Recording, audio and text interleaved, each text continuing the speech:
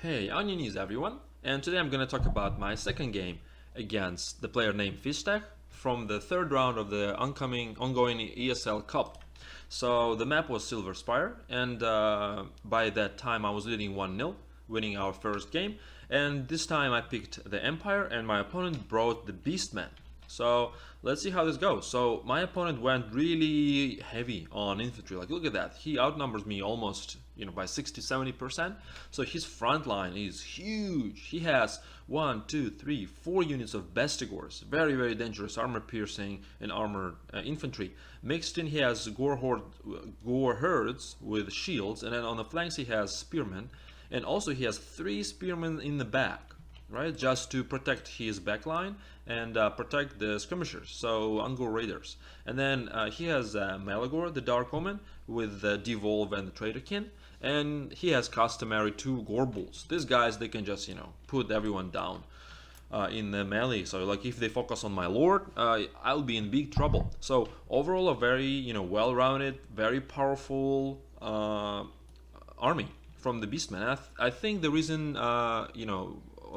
behind not bringing the cavalry, for example, from him was that this map actually doesn't offer a lot of freedom for maneuvering. So like there is one path here, one path here. They are separated by this statue in the middle, and then there is only one narrow path on each side. So it's actually very easy to protect, I feel like, against cavalry. So probably not bringing the cav was a good idea by my opponent, and neither did I. So in my army I have Boris with Crush the Weak and the Regeneration as my lord. So right away I start flying in just to discover if there is any hidden units like these Ungors, and yeah, I discover them right away, and I just decide to scout essentially. And then in my main line I have 4 units of Flagellants. These guys with their frenzy, I feel like, are very good versus unarmored Beastman infantry, and of course they stay forever. And then here I have 4 units of very highly upgraded, skilled halberdiers. So these guys are great against the armor, and of course the melee defense is very high. So actually before this game, I watched some other YouTubers replay. I think it was maybe Party Elite or Help Total War, I don't know. And they were broadcasting the game from the same tournament, the ESL Cup, on that map.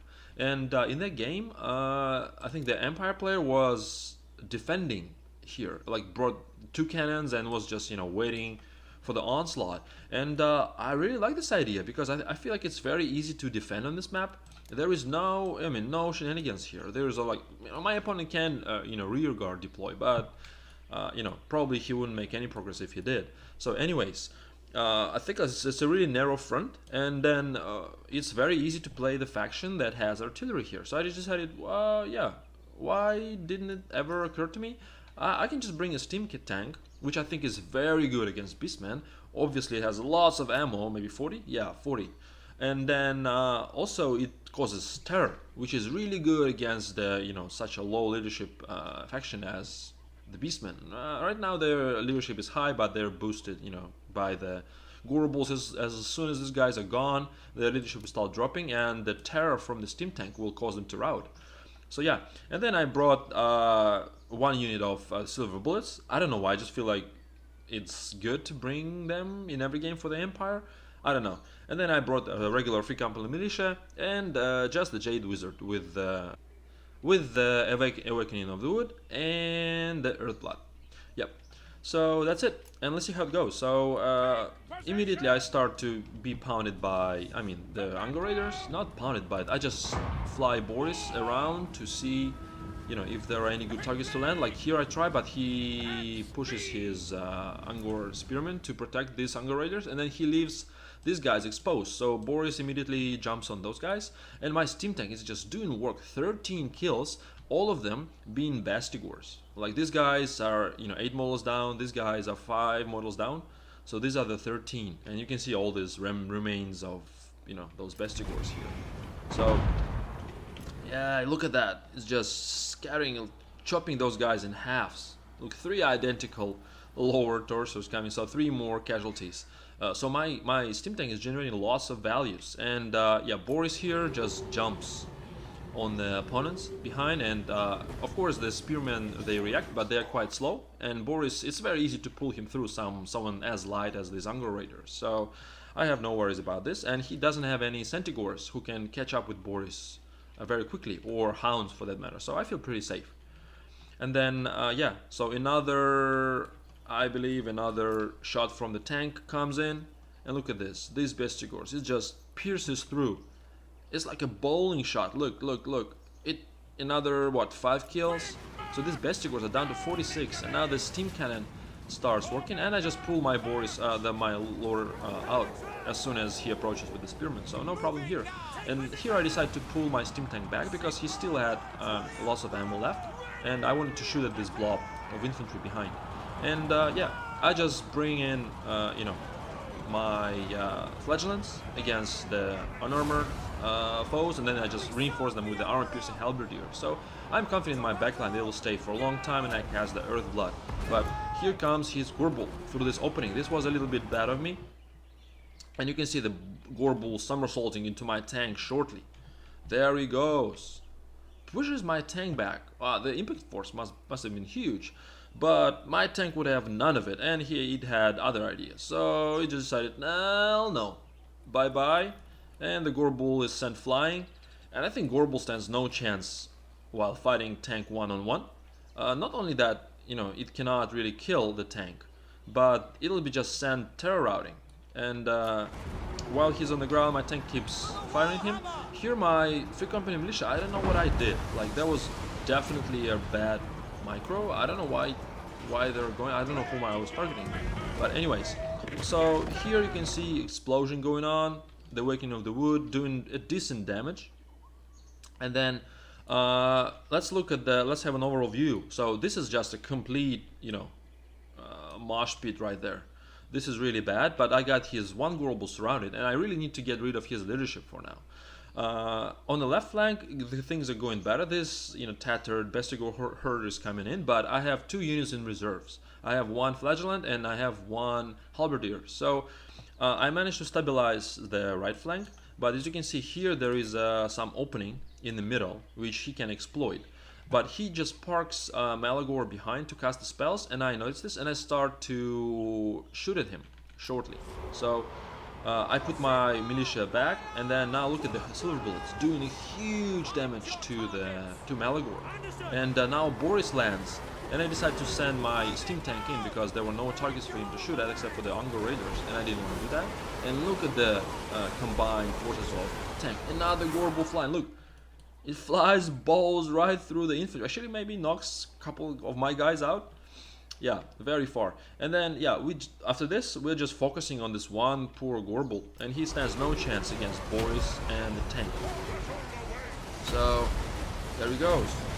And now he's running away, and lucky for me, he decides to run this way, which I'm perfectly fine, like running through my skirmishers. I have no problem with that. And as soon as this guy is gone, you can see the Angor Raiders, Angor Spearmen are gone because they have no, you know, leadership buff, and they're terrified by Boris and the steam tank. So now this flank is a little bit collapsing. Malagor is taking a huge fire. He has Scroll of Leeching. Oh, I didn't notice that during the game, but you can see my guys are still, you know, firing at him. And he'll be gone very shortly. This is very dangerous. And here maybe I didn't show. Yeah, I managed to pull in this unit of halberdiers to reinforce the center because I saw his Bestigors trying to pierce through, and that would have been really bad. My flagellants are almost done. They cannot compete with Bestigors at all. They have 18 kills, which is not that great, but I just needed them to hold a little bit longer while I'm dealing with his leadership. So look, Malagor is out. This Gorebull is out, so he only has 1 Gorebull left. If I can wrap this guy up, it'll be great. And I still have a perfectly healthy steam tank, which can be still healed, mind you, by the Jade Wizard, which is really weird. But anyway, and I want to flank him with the Flagellants unit on this side. But I guess I just missed micro and forgot them in the heat of battle.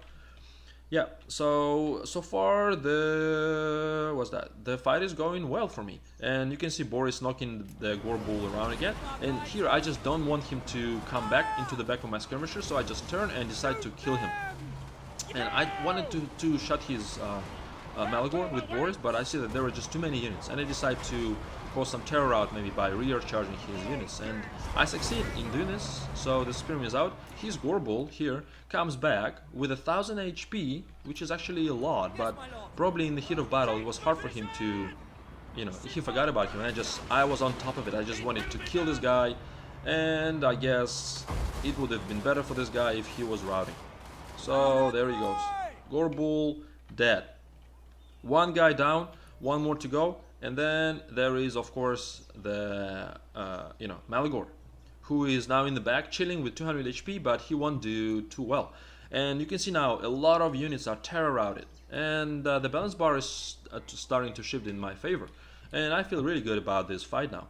So yeah, these guys, the Gorehers, they have still 82 models, but they're terror routed, so they're useless, basically rendered useless.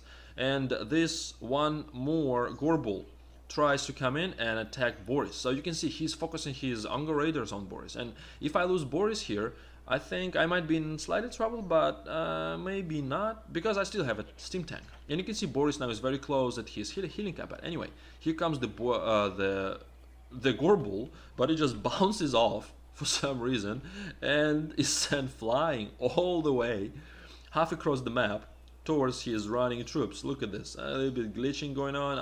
I wish he was knocking his units around, but anyway, yeah, so this was lucky, and I just knocked his Gorebull out and went away from the main fight. But look at that focused fire, and Boris just wouldn't take off. He was fighting these two stunning units of Bestigors, and because of this focused fire and another Gorebull attack and some Bestigors pouring in, actually Boris gets routed. And this was a little bit I wasn't happy about this, but now finally I managed to put my flagellant unit in, and of course this Gorebull, as soon as he routs Boris, it just steps into the line path of my skirmishers, and they will do huge work. He has 100 armor, so maybe the Free Company Militia wouldn't be that effective, but the Silver Bullets, they have armor piercing. They can shoot this guy all day. And Boris, he has 1800 HP, so I'm confident he will come back. And yeah, so now I silence his archers with my both Jade Wizard and the Flagellants, and the Gorebull, second Gorebull is out. He's still being shot at in his arse and while running away. And then I just switch the fire onto this, exposed targets, so I just shoot them everyone I can in the back, while the Free Company Militia is still shooting at the Gorebull. And Boris is, just come back, and I see this, and I will bring him back shortly. And then suddenly, although it was going really, well for me and in my favor, the game hung up, and my opponent jettisoned. And then later I talked to him, and it turned out that there was some major glitch in his game, and it froze, and then even it couldn't, the Steam couldn't even find the game after. So there was some massive hardware or software issue on his side, and yeah, unfortunately this caused the game to end a bit prematurely, but I was confident I had the game by then, because look at his leadership. Malagor was gone, both Gorebulls were gone, and I think even if I had only the steam tank left, I would have still taken the game home, because I mean it would have never routed. It would just terrified all the units. His Unger Raiders didn't generate too much value except for like firing at Boris. And I still, look at it, I still had lots of Flagellants left in this unit, some units left here, and I think I had full units of skirmishers. They had lots of ammo left. So yeah, I think I would have won this game anyways. And with this, I took the series 2-0. But because the game ended prematurely a bit, I decided to play one more game with Fisshteh and just see how this goes. And my opponent was a really nice guy, really great. I enjoyed talking to him, so he was really like graceful to accept his defeat, and we just wanted to play one more game for fun on the remaining third map of this map pool for this fight. And I'm gonna talk about this game in my next video, but for now I'm good and signing out, and see you guys later.